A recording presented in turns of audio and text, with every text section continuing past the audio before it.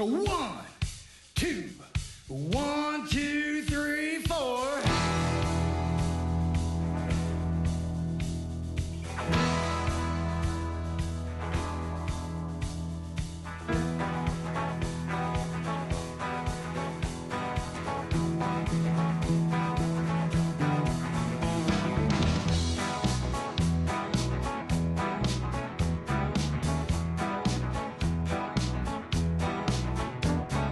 Well, I can't help it, baby. I just can't stand still. I was born to wander and probably always will. Better love me now. You know I won't be here long. Out yonder is calling and I gotta be moving on. Guess I was born with a restless soul. Honey, I'd like to stay with you, but you know I gotta go. I'll see you next time I come back around. 'Cause baby, you know I'm a wandering man.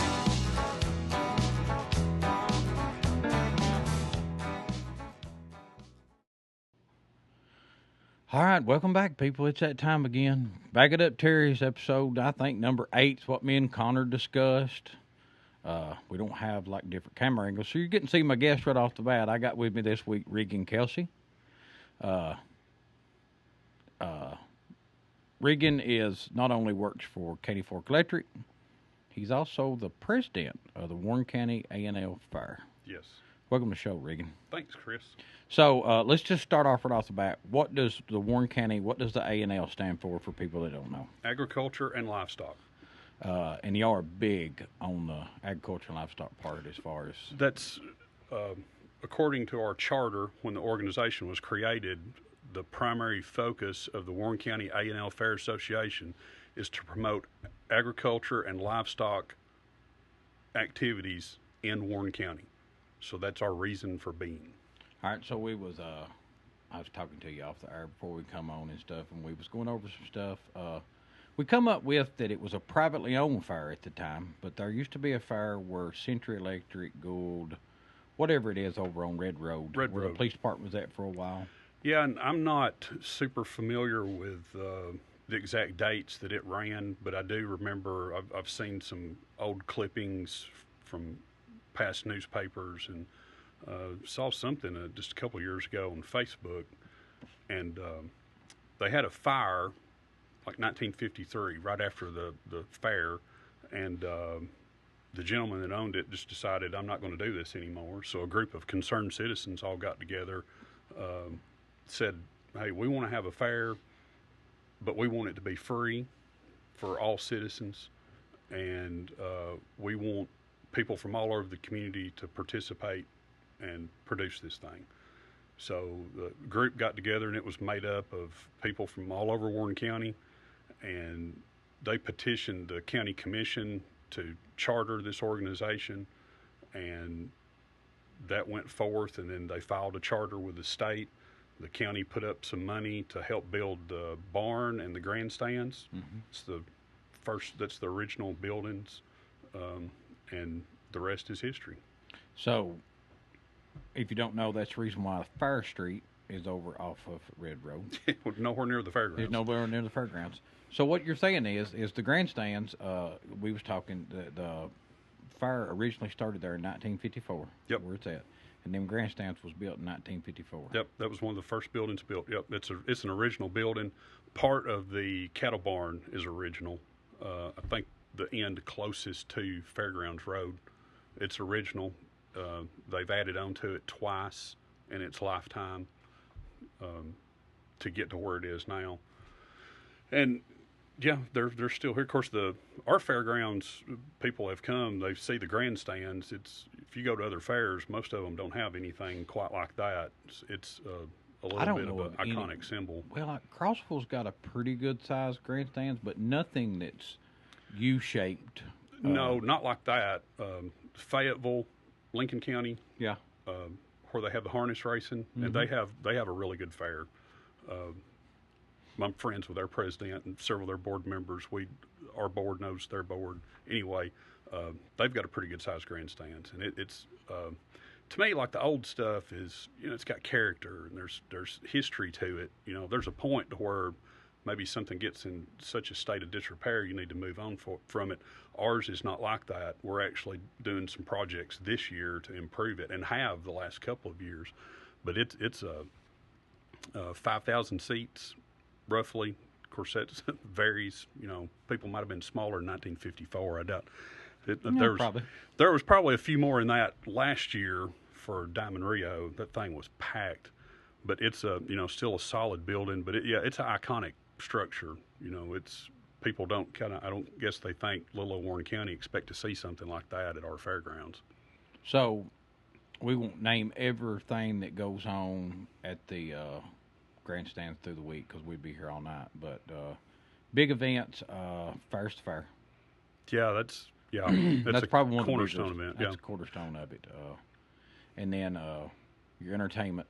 You have a free year to year. Yeah, free concert. Last year was Diamond Rio. This year it's going to be Lone Star. I just happen to know them guys. I might have drove them around for about a year. You if you come to the fair, you'll get to see them again. Yeah. In years past, we've had Dierks Bentley, Trace Adkins, Confederate Railroad, the Kentucky Headhunters, David Lee Murphy was a good show. Colt Ford? Yep, Colt Ford was fairly recently. Had that girl Sammy that was Kershaw. on American Idol. What was her name? She got a duet out with somebody. Carly. No, was it Carly Pierce? No, I don't think so. Wasn't her name? Well, I don't remember. She must not left much of an impression because I don't either. There was and y'all had Pam Tillis or something one year. Yes, we've had Pam Tillis. Years ago, they had Jerry Clower. That was before my time. I'll tell you one that I personally didn't get to go to that I really like and followed, and I understood they didn't draw the crowd that was expected. Was the Clevers? Oh, that's a phenomenal show. Yeah, it was a shame that no more people showed up for that than what they did.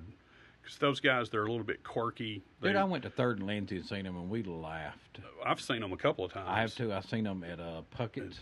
They played. We Puckett's. Saw them at Puckett's one time. They're incredible musicians, and to take and those, comedians. Yes, pretty funny. It's big on okra. You'd have to watch them on YouTube to get that. But taking music from one genre and moving it and to another, filtering it, doing what they do, and moving it to another one, and really good at doing it. So let's touch on workers. How many? Okay, leading up to it, how many people do you have? Well, let's go this route. Let me change that question. Y'all just show up the day before and do the 10, 11 days and then go home. That's right. It just falls out of the sky. Just falls out of the sky. Yeah.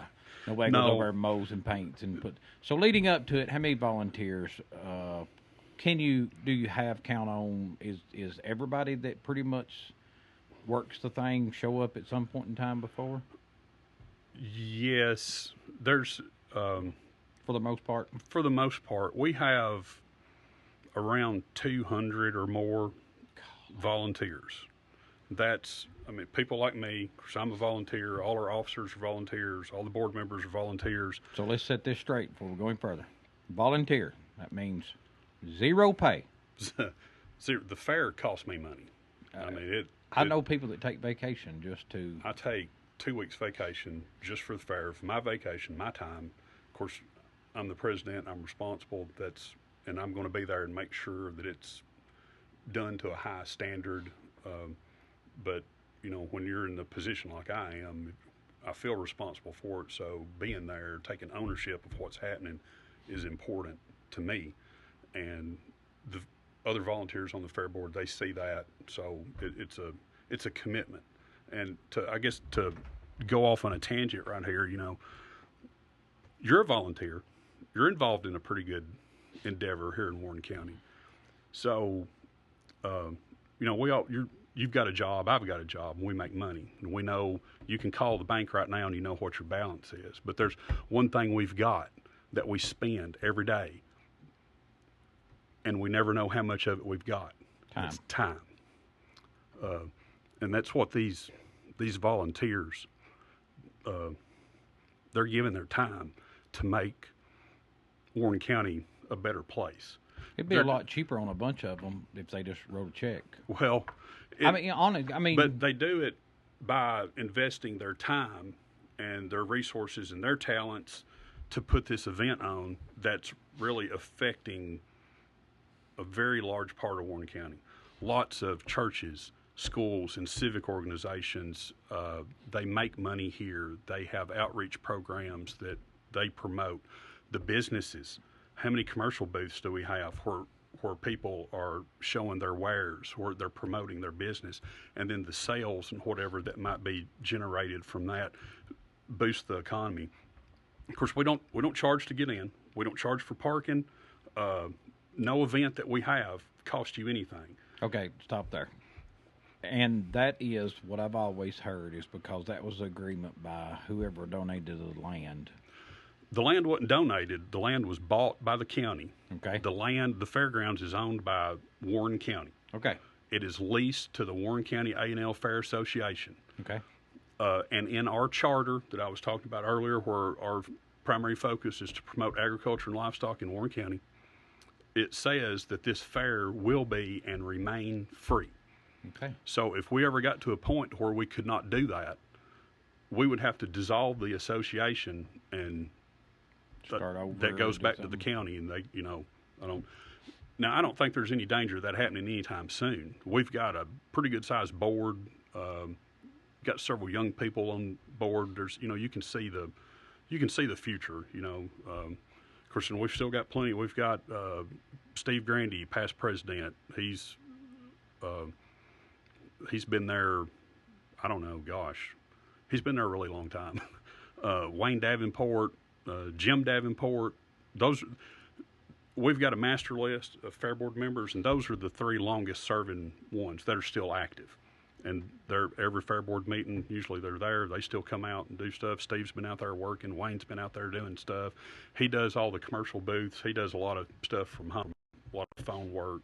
But then we've got kids that we've brought up through the Youth Fair Board that come out there even when the Youth Fair Board's not working, that they love it so much they just come out and help us. So it's, trying to cultivate my replacement or whoever's replacement with the Youth Fair Board. And we're starting to see some more involvement. And these people they're volunteers too. Like, these kids don't get paid. Wayne don't get paid. I don't get paid. The only people we pay is, we got a couple of people that work some gates that we pay, and we have a cleanup crew that we pay. Virtually everything outside of that is done by a volunteer. Sweet. Well, I know you touched on about a bunch of churches and civic groups. I was a member of the JCs for several years. Mm-hmm. And our biggest fundraiser for the year was the JC food booth. Yep. So not only are you talking about that you're giving back to the community just by having the thing, but then all of them civic groups or churches, like you say, and stuff, that's how they raise a bunch of their funds to be able to do what they need to do. Like, the Band Boosters still got a... Yes, yeah. I mean, the Band Boosters has had a booth out there for as long as I can remember. And imagine how much money they've raised over the years for the Band Boosters that they'd have had some other resource to do. Yes, for instruments and uniforms and trips, and that's big for that program.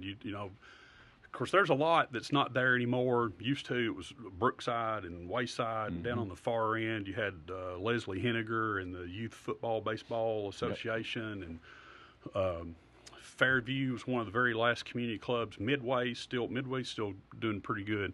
Fairview's not running their booth this year. We're seeing this evolution where we're lucky where we've got young people coming on board to help us produce the fair and do what we need to do.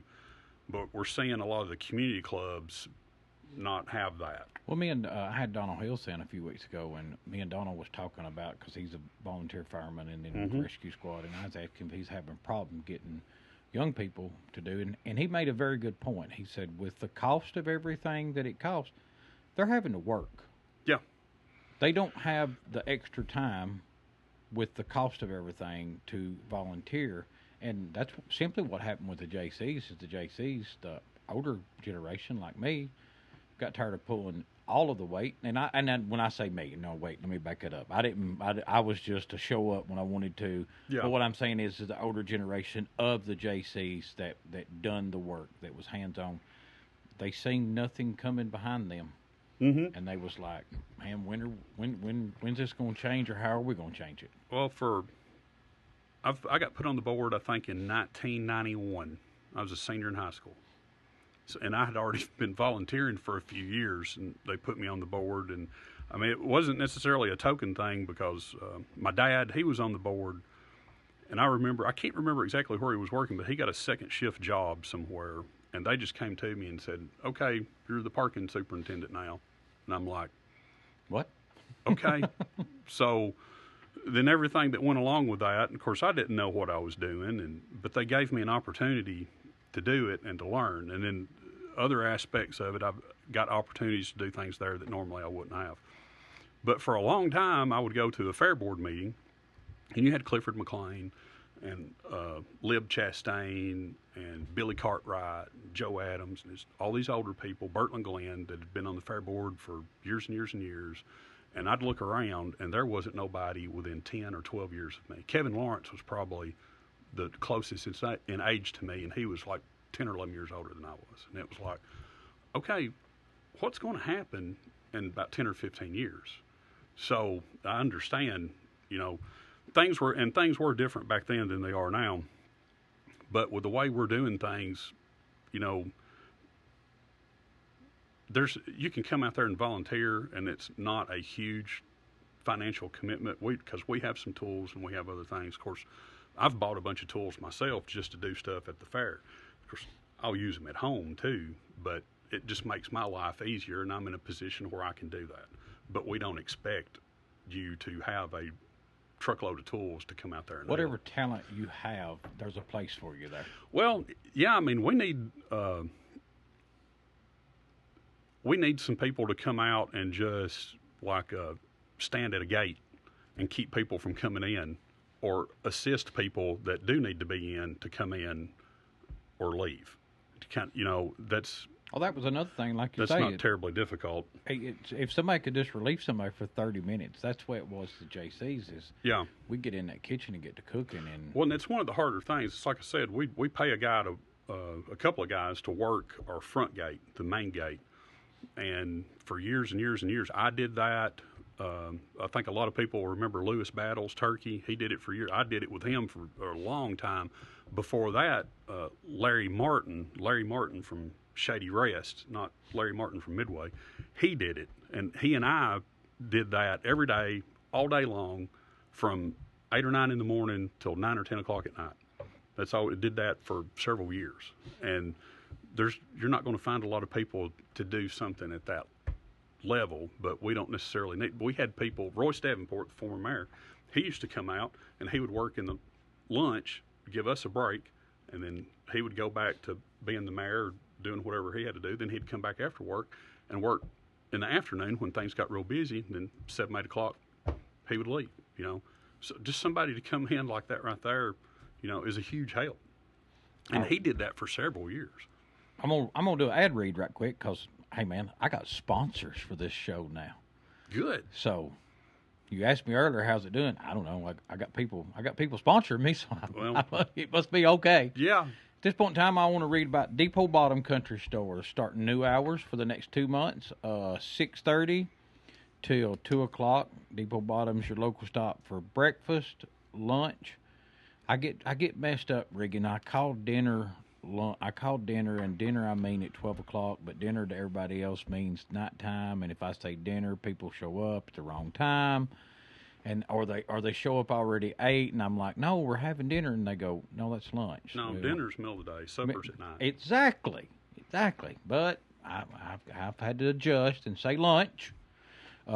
Go down there and get your meat and 3 cheeseburger. Then on Tuesdays, Diablo sandwich. I don't know what the specials are each day, but I promise you, if you go down there, they'll treat you special.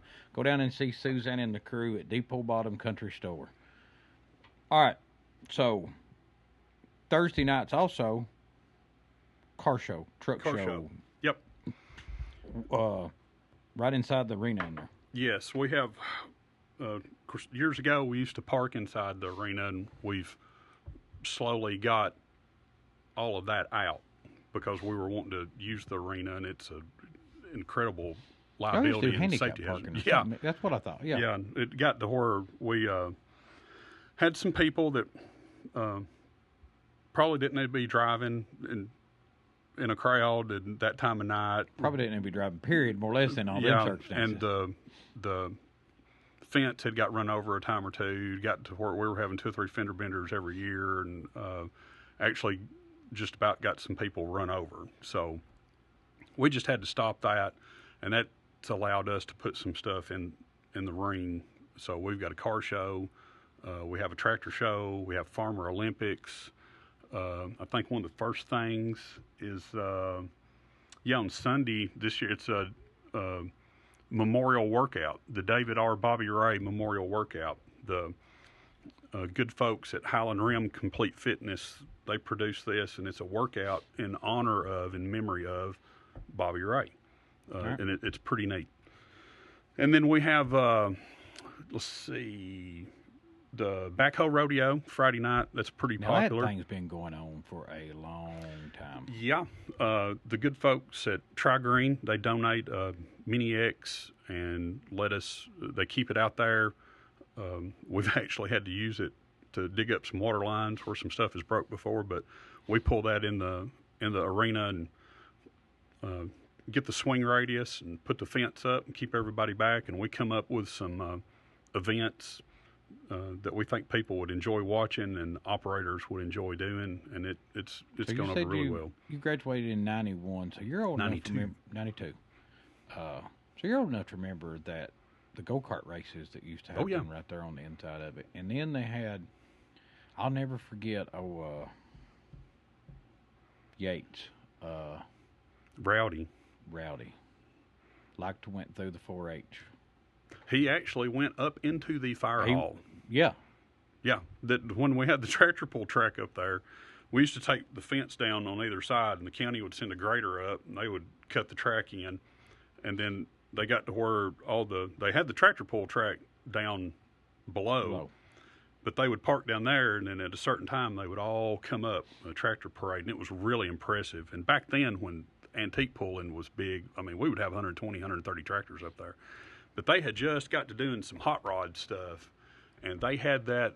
It was a WD Alice. It was a WD Alice, and had a small block Chevrolet in it, and they tied that thing to that sled. And I don't think they could have put enough weight on that sled to have stopped it. But we had a rope, and we had got at the end of the track to keep people back, and he came to, and we were under the fire hall, and he stopped at the rope. So the front of that tractor was up under the fire hall. Yeah, I remember that like it was yesterday. Yeah, it was.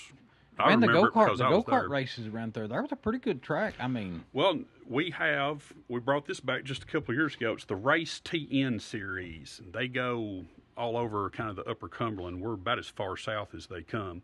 That's the first Sunday, which it got rained out last year, and we ended up having it Tuesday because the arena dried out and they had an opening that they could run it. And it rained a bunch last year, and they didn't get to run. So you say the arena, you're not talking about the in front lower of arena where the saddle. The Macmillan Saddle Club's at now. We just call it the lower arena, over the hill. That's Sunday, and they have motorcycle and ATV racing, and it's pretty entertaining. That's something new. Of course, I got a friend of mine, his daughter, that does that. Sebastian Willett with W Services. W Services. He comes and helps. He could be a sponsor. He comes and helps build the track. Yes. Sebastian is actually my son's stepbrother. Okay. Yeah. Yeah, he's a good dude. Yeah. But that's something new we've added, and people ask, why don't you have this and why don't you have that? It's like, well, we're free. So that's a big thing whenever they start talking about. Not to cut you off at all, right there. They start talking. Why don't you have Blake Shelton? Why don't you have Garth Brooks? Well, because we're free. Being a free fair, your pockets are only so deep. So we get a percentage of the ticket sales from the carnival. which is about like overtime. You don't know if you're going to get it or not. If it rains 4 or 5 nights and they don't ride, we're in trouble. Yep. We get rental on the food booths. They pay by the square foot, so the bigger the booth, the more they pay. It's kind of even. They all pay the same amount per square foot, Per square foot. but the square foot's different. Of course, we have the vendors, the cotton candy wagons and stuff. You know, like Holland's. They've been there, I think, every fair since 1954. I was fixing to say they've been there since you started. So they all pay. Then all the booths under the grandstands. So the commercial booths, that's maybe a third, not hardly a third. The earnings from the carnival is a little bit over a third, and then our sponsors are huge. They make up the deficit that really allows us to have Diamond Rio and Lone Star and Sammy Kershaw and acts like that. If we didn't have these sponsors, we wouldn't be having that. It would be some people you probably never heard of. So we'll touch on something else because we're talking about people on Facebook. I know that you, as well as I, we when we go on there and read and we see these 7 or 8 people that have just griped and moaned about everything in the world, you want to like fire off on them and tell them what an idiot they are. But in the grand scheme of things, how many people come to the fair each year? It's close to 200,000. Okay, so 200,000, and if you had 100 people on Facebook griping, that's 1%. Is that right? No, that's a tenth. No, that's a tenth of a percent. It's not enough to worry about. So, but the thing about it is them other 199,000 or whatever, they won't say, "Hey, good job" or "Thank you." But that old squeaky wheel, by George, will find its way to the top and ruffle your feathers. And I read every year, man, they gripe about this and that, and I'm like, sweat equity. If you want to gripe about something, way something was worked, and you ain't got no sweat equity, shut your mouth. I haven't done it in a while, but I did tell one guy to just get his money back at the gate on his way back out.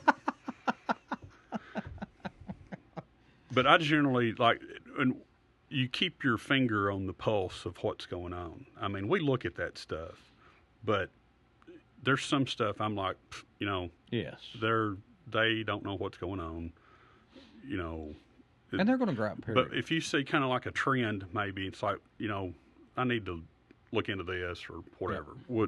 We'll absolutely do that. If it's a safety concern or something that we can make better, we're absolutely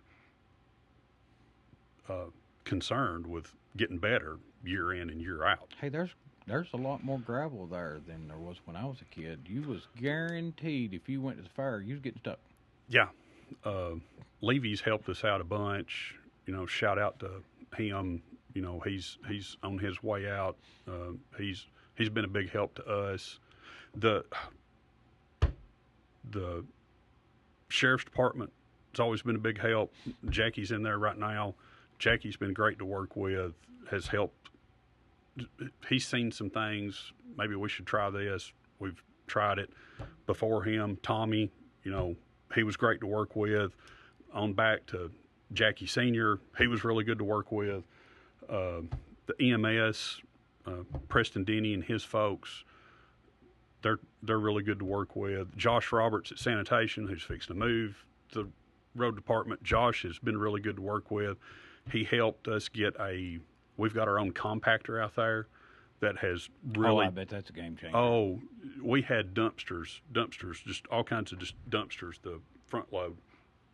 And we're having so many people and generating so much trash that like our 9 dumpsters. Went out there one morning about 3 or 4 years ago, and there was probably 3 dumpsters worth of trash on the ground after everybody had cleaned up because there wasn't no more room.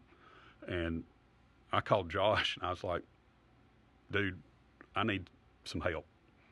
So he sent a truck out there and another dumpster, and they started emptying everything, and me and one more just started picking it up off the ground and putting it in dumpsters. Now, you're getting paid for all that, right? No, I don't get paid a dime. Do not get paid a dime. See, that's the thing people don't realize. It's not only that you do all the work beforehand, do all the work after, and then go to the meetings and then do the work throughout the year before it ever gets to it, but also during it. hey, there's a dumpster down here that's overfilled and there's trash laying out and thing. Well, who's going to clean it? Somebody's not getting paid is who's going to clean it. We're Yeah. going down there, whether it's me or whoever, you know. I ain't talking about me, but I'm talking about on y'all's behalf. I mean, So it's after the fair, the trustees come and pick trash up out in the fields and stuff. But like during the event, we have, like I said, we have a cleanup crew. But like something like that happens, that's us. And there's a bunch of people on the fair board that is not above picking up trash.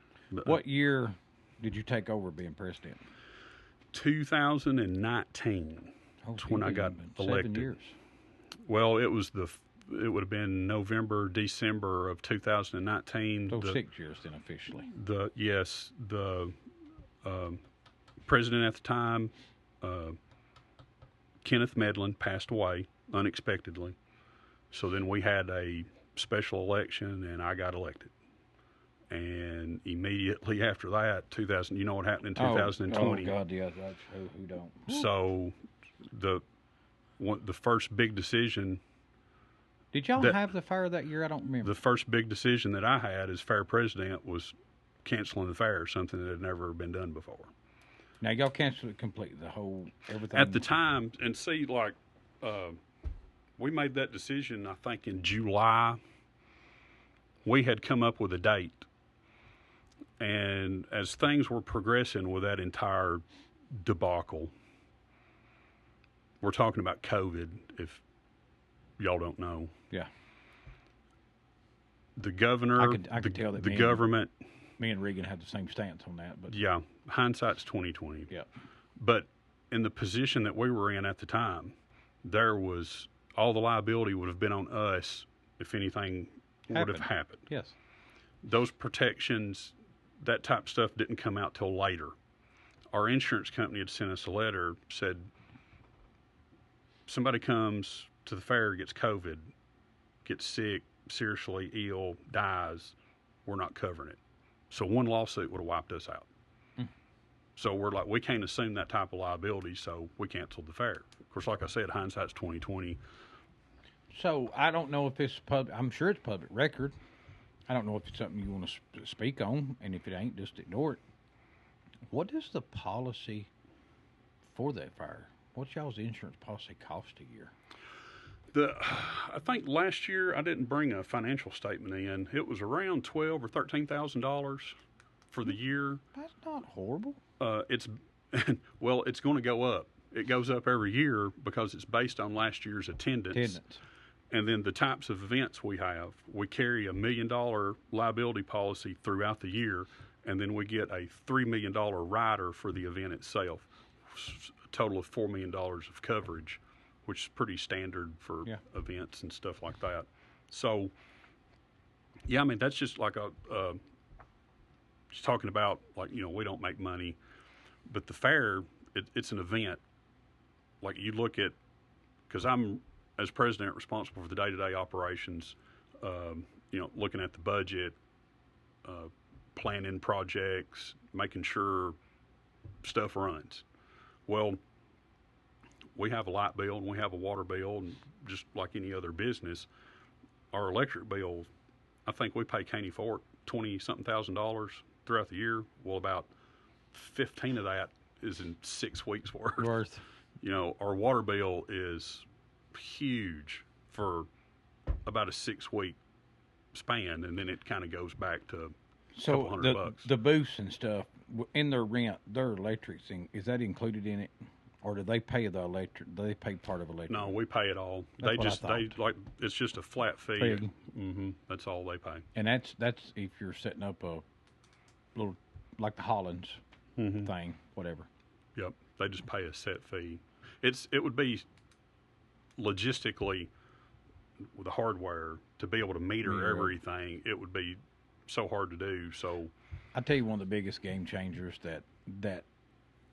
So you got to think, Regan. We're old enough that there is a whole generation that does not know what I'm fixing to say. Before the Midway was paved. Oh yeah. I think Jimmy Yates had something to do with that. Is that right? Yeah. Well, it was Operation Pave It, and I can't remember who spearheaded that, but I know Magnatech was involved in it. pretty heavily because at that time you had You had Century, Gould, you had had Gould Century Day, Day. yeah. So they raised a whole bunch of money to pave the fairgrounds, and at that time, Jimmy Yates Custom Construction was doing paving, and I think he was approached, and he said, "If y'all raise enough money to pave it, I'll throw the labor in for free." There you go. So Jimmy basically did that for free, And boys, and that wasn't cheap back then.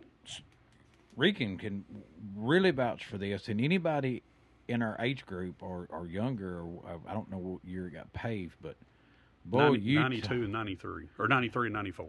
Really, it's been paved that long? Mm-hmm. Well, you're talking about a mess before then. Yeah. I'm talking about just there would be like soft spots just from the vendors ice melting out Oh yeah, and stuff, and then it rained, and I don't care how much gravel was out there, it was in the ground, and you had nasty shoes. And then let's not forget that there was cords laying everywhere, and now there's some nice troughs and stuff. With hats off to everything that's went on out there at the fairgrounds over the past years of improvements. Bathrooms.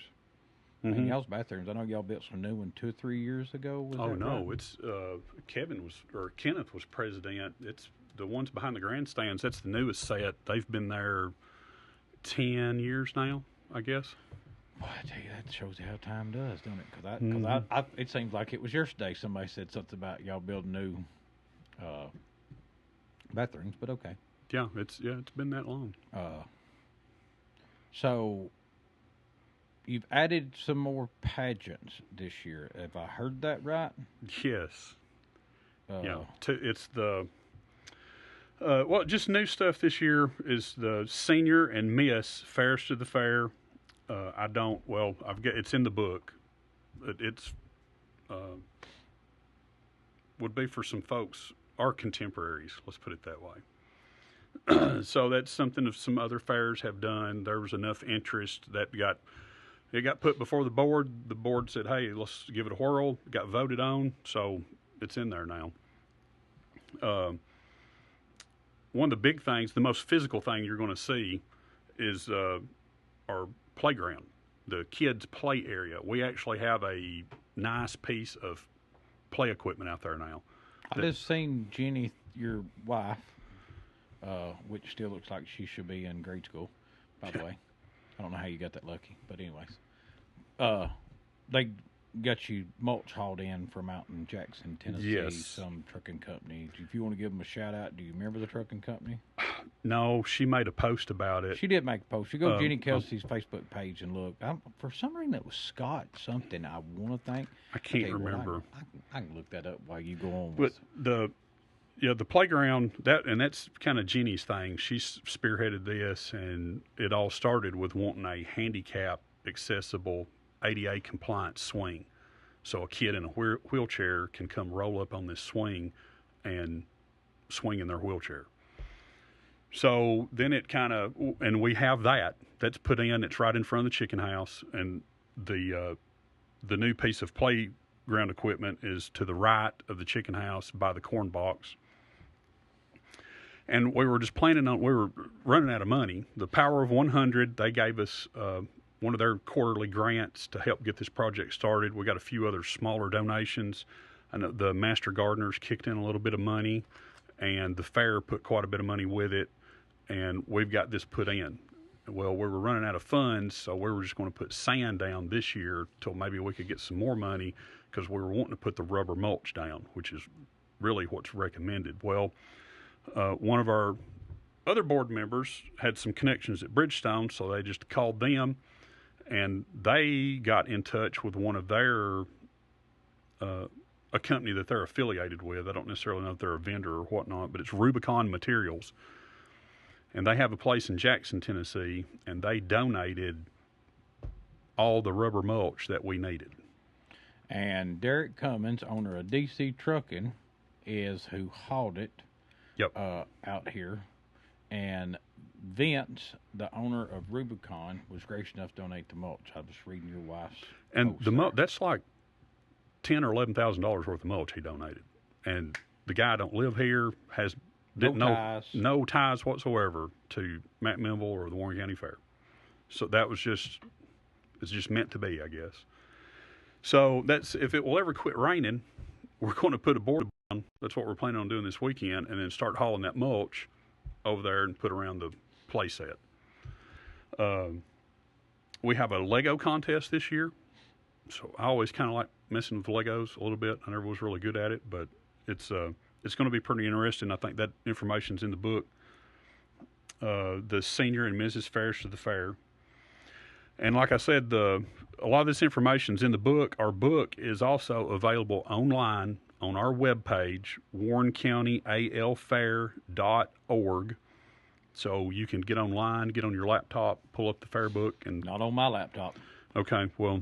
I mean, you might be able to get on a regular laptop, but this antique son of a gun over here, anybody it's still trying to load Google, and we've been here for 45 minutes. Yeah, anybody that wants to, I download the fair book on my phone so that I don't have to carry a fair book with me, and I can reference it really quick. Technology, if I'm not calling you dumb by no means, and I'm not classifying you with me, but if we knew probably an eighth of what these phones would actually do, just an eighth, we'd be really smart, because I'd say we're using like a very small percentage of... I think somebody's getting a lot more than Angry Birds out of their phone, because that's what I play on mine. Man, my phone, and I see somebody do something, I go, my phone, do they go, yeah, your phone do that. Would you let me start interviewing? Let me ask you a question. All right, go right ahead. I wouldn't trade growing up and going to high school without a cell phone for nothing. No. Would you go back and do it sir. different? Not at all. And I'm sure the kids nowadays feel the complete opposite, but man, I can remember if I wanted to call Regan Kelsey, it may take a week to get you on the phone. Your phone might be busy. Mm-hmm. You might not be home. We talked about this before. I can remember being in the yard playing, and if the phone rung, you took off running, and you tried to beat everybody else to the phone to answer it, because it might be for you. Yeah, maybe. And then now, as the phone rings, I look at it and go, really? Yeah, gotta answer that? I actually still have a landline, but the majority of the calls, like if the phone rings, it's one of three people if it's not a telemarketer, so, But the cell phone, it's a blessing and a curse. It helps in so many areas. But mine right now, I'd kind of like to throw it sometimes, because it doesn't stop ringing. I get that, and especially around this time. And then some of it's the dumb questions like, hey, man, would you come be on my podcast? Because, you got so much time. And stuff. Well, I mean, it's like, and of course, my dad, he passed away a couple of years ago. He would call and leave a voicemail. Say, Regan, it's your daddy. Call me. It's like... My grandfather. That could have been a text. Yep. My grandfather, my dad's dad, this was his voicemail. Now, we're talking about answering machine at home. Yeah. 473-3559. Just checking in. Call me. Yeah. He would leave his number, and up until about 4 years ago, that phone number was still on. It was the first phone number that my grandpa had. And it was still turned on nine or so years after he'd passed away. Oh, wow. Until they finally decided to sell his house. Okay. My pa had the same number, and there's just some numbers you're never going to forget. I pity the person that has that number, because now everybody's going to watch this and call that number. Well, and I'm sentimental. I still have my granny's cell phone number. She's been gone for several years, and I've still got Kevin Lawrence's cell phone number. There's some things you're not going to erase. I mean, there's just... And every once in a while I'll be scrolling through my phone, and I'll see somebody's number that's no longer with us, and I'll be like, I'm not, if I ain't deleted it yet, I'm not going to now. Yeah, and sometimes you scroll through there and you don't expect it, and you see it, and it's like, I needed to see that. So with that being said, watched a movie on Netflix, and man, I can't remember what the name of it is, but it's a girl's sister had died, and this girl was calling her sister's number. Her sister was sick, and her sister passed away from whatever. So this girl would continue to call her sister's number and leave a voicemail on this number. And she would tell her sister what she had done that was good, and how proud she was, and this, that, and other. Anyways, it become a guy who becomes so interested. It was this guy's new work number. He becomes so interested, he traveled across country because she had told what she was doing, and she lived in San Francisco. And it was like a freaking great movie, but it was the story of Isabel, or voicemail to Isabel. Okay, I haven't. I think I've heard of that, but I have not seen that. Free Netflix ad there. Before we go further, let me read another ad. Napa Know-How. Thomas and the gang down there at Napa. If your voicemail's broke, I don't know if they can fix it, but they got plenty of Milwaukee power tools to fix anything. If you're building a fairgrounds or just for average homework or mechanic work, you can go to Napa and get your Milwaukee power tools. Now, we always talk about Milwaukee power tools, Connor, about Napa and this, that, and other, but sometimes maybe I'll stress too much on the Napa part and forget to tell people that you can get your windshield wiper blades, motor oil change, any kind of part, accessory. Or as Jeff likes to say, McGuaglers. Your meculars. Yeah, I can't even pronounce it like he. You can get your McGuire's car wax and cleaning go. supplies down there. You can get your Napa bucket. You can go down there and get a Napa hat. Before long, I'm going to start giving stuff away. I gave something away on the last one, but I ain't talked to Thomas, and I don't know if I can give something away this time because I might get in trouble. Hey, as long as it's with a purchase, I'm sure he doesn't mind. All right, as long as it's with a purchase. For the next person, to mention Show 8. You got to walk in and go, I watched Back It Up, Terry, with Regan Kelsey, Show 8. Thomas, with any purchase down there, is going to give you a free Napa hat and a Napa Know-How piggy bank. Just remember, over on Burspah Street, if you don't know how, Napa knows how. Thomas and the gang will sure take care of you. Be sure to go down there for your Milwaukee tools and every auto part needs at Napa. All right, Regan. So, how many months of planning leading up to the? Well, let's build it. What's the fire dates this year? September the 11th through the 19th. And you've added some, not this year, but y'all added some in years past. Y'all added the Friday and Saturday night and Sunday, right? Well, I think when Kevin was president, we actually added a pageant on Saturday night. And then, I can't remember if it was Kevin or Kenneth, a pageant got added on Friday night. Prior to the rides being there. Yes, but the rides did not start till Monday. Yeah. Well, then when I became president, I told you the first thing that I got to do was cancel the fair. Well, the very next year, our carnival company, Kissel Entertainment, said we're no longer able to play your fair.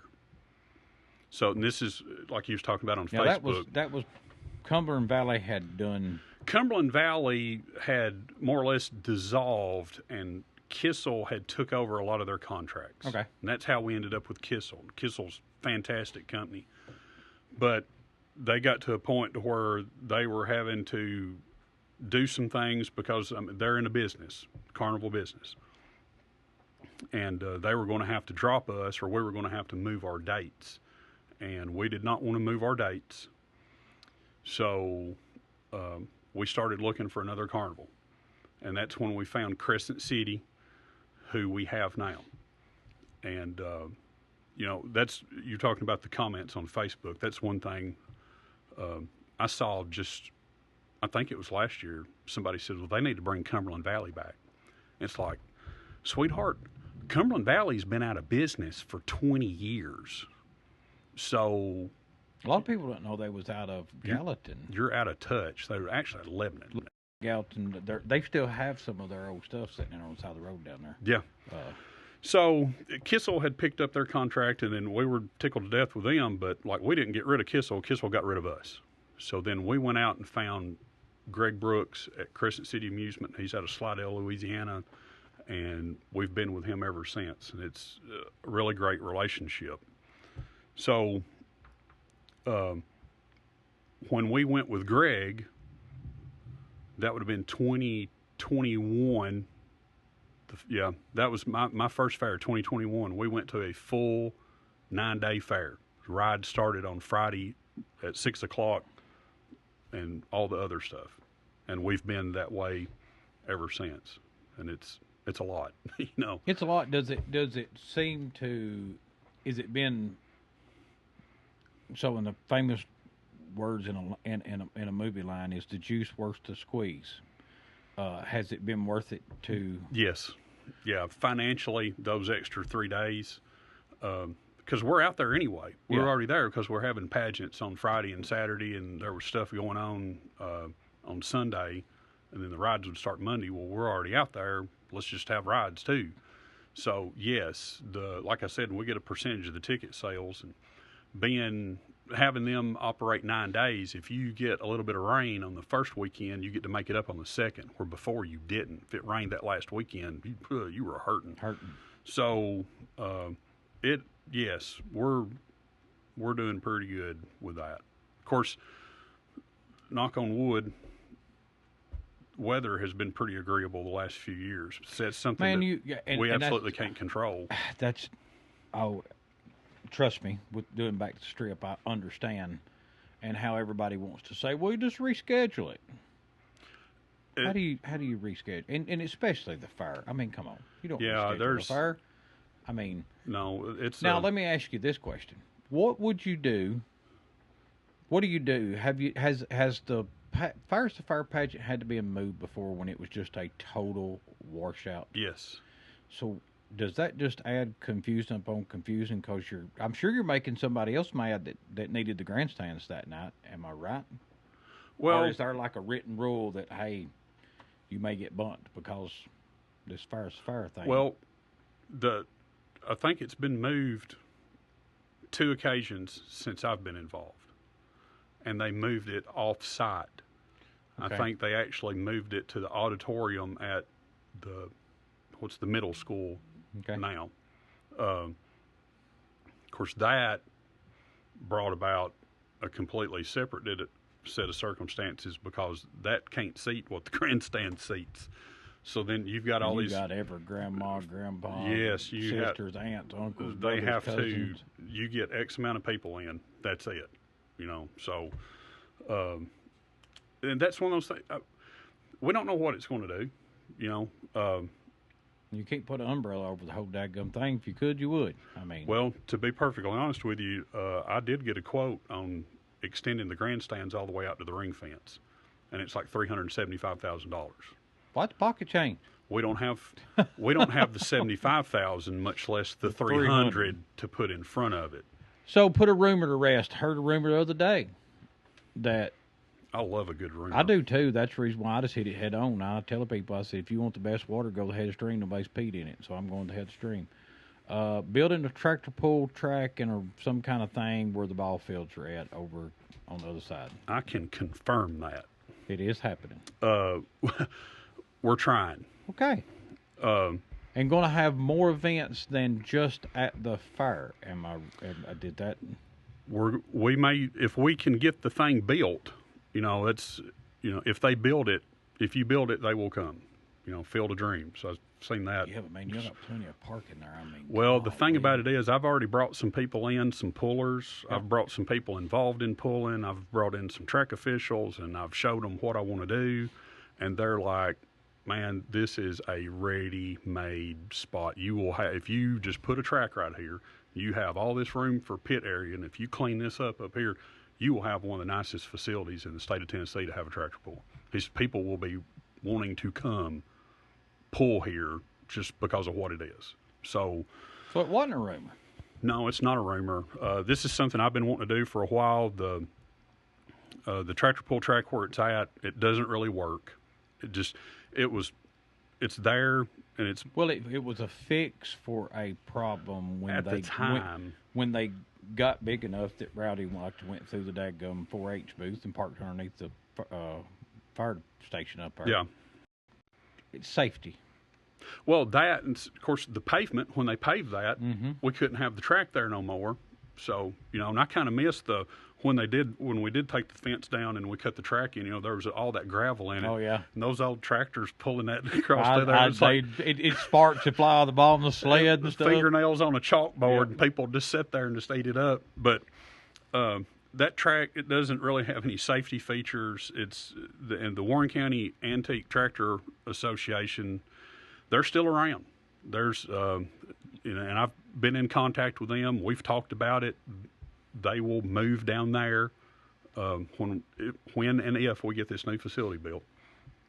But we've worked all spring on tearing the fences out, taking the dugouts down, trying to get with the county. I think they're going to help us do some stuff, but it's the fair. The county has some responsibilities that they have to take care of. So we're, beggars can't be choosers. We're just waiting till they can help. So I would really like to have something going next year. I would really like to have a pool there next year, 2027. Be the 73rd fair, I believe. This is our 72nd. I would really like to have a pool down there, but I'm not talking about having a few antiques. I'm talking about bringing in like MTPA or Mid-South or somebody like that. And there's a bunch of super real, stock and four-wheel drive trucks, and I'm talking about a big pool.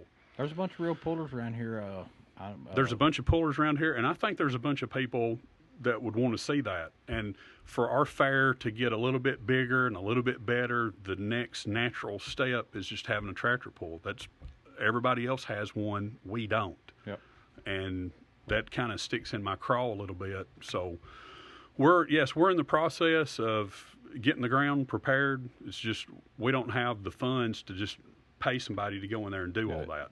So if you've got a track hoe and you would let me borrow it, just holler at me and bring it over there, and I'll start tearing some trees out. If you want to bring your track hoe and backhoe and dozer or whatever, Fred Hall at H&H Topsoil, that ain't a sponsor yet, but trying to get him to be. I'll even give you a shout out every once in a while if you go over and help rig and move some dirt around. It'd be stuff. Kyle. It wouldn't be Fred. Well, I mean, let's just face it. Yeah. It's always been somebody else. Much love, Fred. Yeah, that was him, not me, Fred. Yeah. Rigging. He thought it. He just didn't let it out. All right, at this time, I got to read one more ad read, and then we're going to, believe it or not, we're going to have to wrap this thing up. Regan. Okay. I'm gonna let you say a few things. When you're hungry for wait. Let me get my glasses on, man. I forgot to try to do this without glasses. When you're hungry for championship barbecue, Caliber Barbecue, there is only one place to go, Prater's Barbecue. Prater's Barbecue have been serving flavors Warren County loves for years. And I tell you what, Prater started out there in one building, one little mini building, and then it expanded on one side, then it expanded on the other side, and now they're building this facility that everybody says I need to go out there and see. I was one of the first customers of Prater's Barbecue when it started. Me, Walter Lance, and Steve Grandy went out there for lunch when I was working at Hilton Incorporated, and was one of the very first people to eat there. Whether you're grabbing lunch, like Regan did, or feeding a family, or catering your next big events, make it on out to Prater's Barbecue. And in the words of Solons, it's out there on the right in Marson. Best chicken strips in Warren County. I'll tell you what, I don't know how they are now, because I hadn't ate them in a long time, and I'm ashamed to say that. But best ribs, fall off the bone, like good food. Wings, that's the best wings I've ever had from Prater's. All right, so September the what? 11th through the 19th. Through the 19th. If you want to volunteer, you can get with Regan or any of his people, and they'll take you whatever time you can. We'll work something out. Yeah. It might be picking up trash, people, but you can say that you're volunteering, and you have to do enough work to get a shirt. You just can't come in, get a shirt, and leave. You got to do enough work for a shirt. There's some prerequisites for getting a shirt and a hat and got to work for a shirt, man. But I mean, there's some departments that need some assistance, and you can go out there and shovel poop. I mean, that stuff's got to be There's some done of that too. Yeah. We didn't touch on family. Married? How long? 31 years in November. To the same The same woman? person. To the Yeah. same person? Jenny. Put up with you? Yeah. Jenny's such a wonderful person, man. She is such a sweetheart. She needs an award. She does need an award. One of the hardest working girls I've been around in my life. That's one of the toughest, hardest working women I have ever been associated with. 2 kids, Yes, grown kids, 3 grandkids. 3 grandkids. 1 kid's living in Manchester, I believe, right? Is Yes. that Yep. right? That's Peyton? Peyton, daughter. Peyton. She lives in Manchester. Walker, our son, he's in Lexington, Kentucky. How did he end up there? He's working for a diesel performance shop Okay. up there. Peyton's married to. Brian Bartlett. He didn't know me, and I was giving Peyton a hard time one day down at Common John's, Yeah.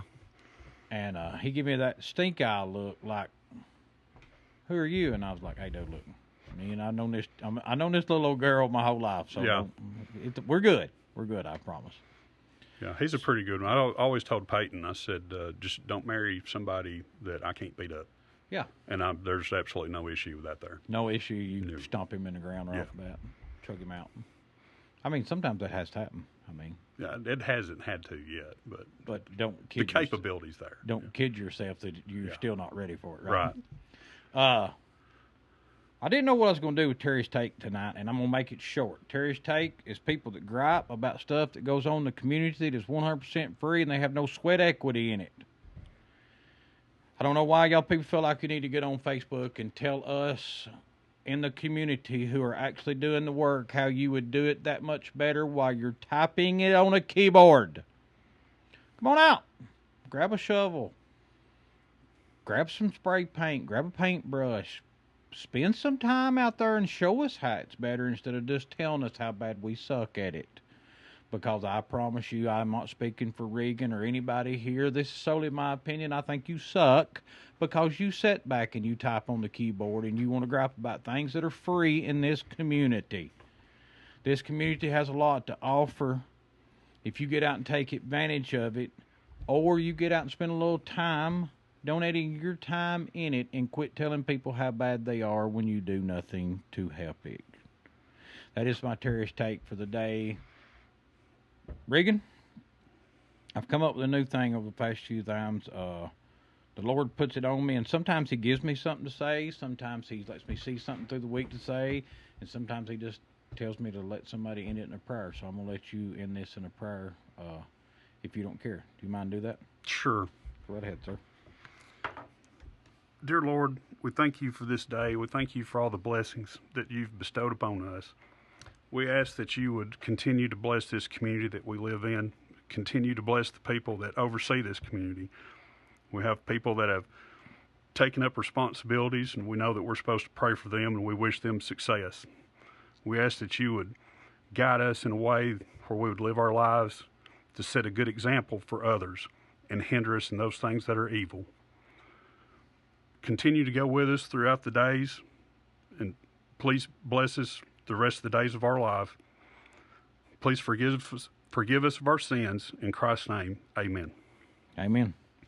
That's a good one right there. And by the way, I forgot to say, my Terry's Take is brought to you by the Council for Better Teeth. I don't know. That's what the guy sent me. He didn't want no ad. He didn't want nothing. He just said, put it down for the Council for Better Teeth. So, with that being said, we're going to wrap it up here on Back It Up, Terry, episode number 8. I'd like to thank Regan very much for coming in. I hope we covered everything about the Warren County A&L Fire. If not, go to Warren County alfair.org. and you can download your book. You can read all about it. You can go out there and participate. Remember, if you're going to gripe, show up, do some sweat equity, and then look at Regan and go, hey, you are doing this all wrong. I got a better way.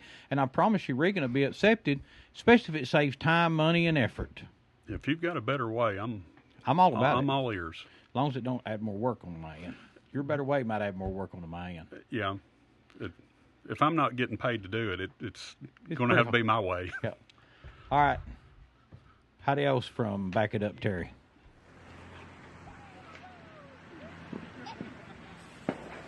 Bag up, bag up. Bag up, Terry. Put in reverse, Terry. Put in reverse. Oh, Lord. Lord, Jesus. Oh, Lord. Oh, Jesus. What you doing, Terry? Terry, what you doing?